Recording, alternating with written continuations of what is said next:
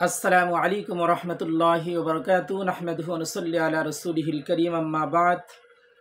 সম্মানিত দর্শকবৃন্দ, আজকে আমরা আলোচনা করব নামাজের ভিতরে নারী এবং পুরুষের পার্থক্য কী, অর্থাৎ মহিলাদের নামাজ এবং পুরুষের নামাজের ভিতরে কোন কোন পার্থক্য রয়েছে, এই পার্থক্যগুলো নিয়ে আজকে আমরা আলোচনা করব। নারী পুরুষের নামাজ একই রকম নাকি ভিন্ন রকম?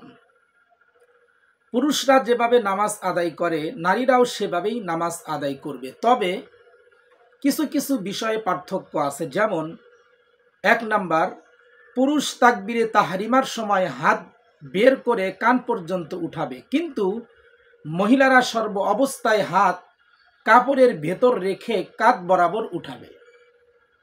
2 নাম্বার, তাকবীরে তাহরিমার পর পুরুষরা হাত বাঁধবে নাভির নিচে আর মহিলারা হাত বাঁধবে বুকের উপরে। 3 নাম্বার, পুরুষরা ডান হাতের বৃদ্ধ ও কনিষ্ঠ আঙ্গুলির দ্বারা বৃত্ত তৈরি করে বাম হাতের কবজি ধারণ করবে আর অবশিষ্ট 3টি আঙ্গুল কবজির উপর ভিছিয়ে রাখবে। কিন্তু মহিলারা কবজিও ধরবে না, আঙ্গুল দ্বারা বৃত্তও তৈরি করবে না, বরং মহিলারা তাদের ডান হাতের তালু বাম হাতের কবজির উপর রেখে দিবে। 4 নম্বর, পুরুষরা রুকুতে যাওয়ার সময় এমনভাবে নুয়ে পড়বে যাতে মাথা, পিঠ ও নিতম্ব বরাবর থাকে। পক্ষান্তরে মেয়েরা এতটুকু নিচু হবে যাতে হাঁটু পর্যন্ত স্পর্শ করতে পারে, পুরুষদের মতো নুয়ে পড়বে না। 5 নম্বর, পুরুষরা রুকু অবস্থায় হাতের আঙ্গুলগুলো সরিয়ে রাখবে আর মেয়েরা জড়িয়ে রাখবে, অর্থাৎ সরিয়ে রাখবে না, মিলিত অবস্থায় রাখবে। 6 নম্বর, রুকুর সময় পুরুষরা তাদের হাত পার্শ্ব থেকে আলাদা রাখবে আর মেয়েরা হাত পার্শ্বের সাথে মিলিয়ে রাখবে। 7 নম্বর, সিজদার সময় পুরুষের কনুইদ্বয় মাটি থেকে পৃথক রাখা তথা উঁচু করে রাখবে আর মেয়েরা মাটিতে বিছিয়ে রাখবে। 8 নম্বর, সিজদার সময় পুরুষের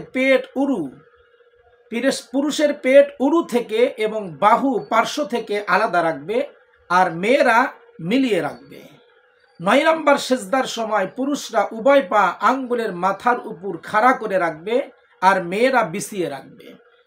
10 নম্বর, বসার সময় পুরুষ বাম পায়ের উপর বসবে আর ডান পায়ের আঙ্গুলের মাথার উপর খাড়া করে রাখবে আর মেয়েরা উভয় পা ডান দিকে বের করে দিয়ে নিতম্বের উপরে বসবে। 11 নম্বর, কোনো অবস্থাতে মেয়েরা উচ্চ স্বরে কিরাত পড়তে পারবে না, বরং সর্বদা নিম্ন আওয়াজে কোরআন তেলাওয়াত করবে নামাজের ভিতরে।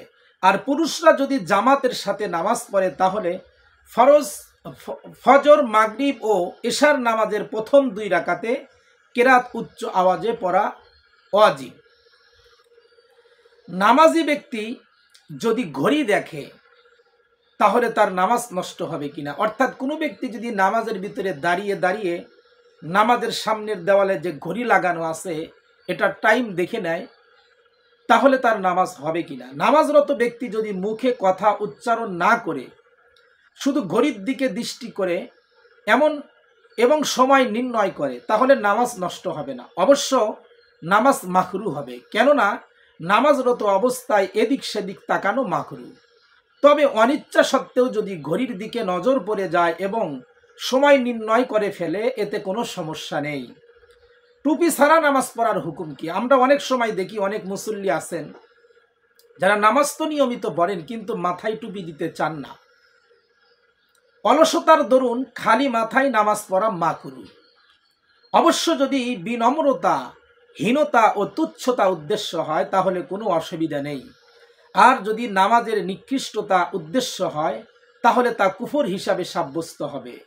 এছাড়া নামাজের ভিতর যদি টুপি পরে যায় তাহলে এক হাতে আমলে কাসির ছাড়া সম্ভব হলে নামাজেই তা পুনরায় পরিধান করে নেওয়া উচিত, কেননা মাথা থেকে টুপি পরে গেলে অনেক সময় নামাজের একাগ্রতায় বিঘ্ন ঘটে।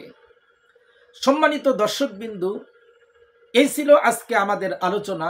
আগামী পর্বে ইনশাআল্লাহ আমরা নামাজ ভঙ্গের কি কি কারণ রয়েছে এ বিষয়ে বিস্তারিত কিছু মাসআলা নিয়ে আমরা আলোচনা করব। আমাদের সাথে থাকার জন্য ধন্যবাদ। আসসালামু আলাইকুম ওয়া রাহমাতুল্লাহি ওয়া বারাকাতুহু।